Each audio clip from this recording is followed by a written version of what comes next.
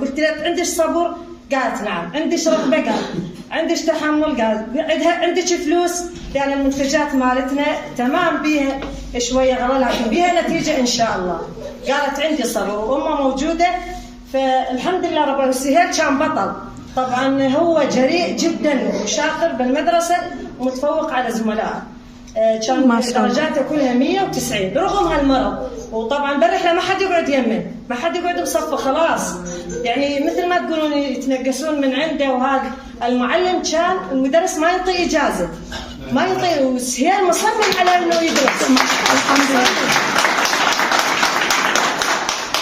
هل لك سر عند الله بينك أنت وبين الله؟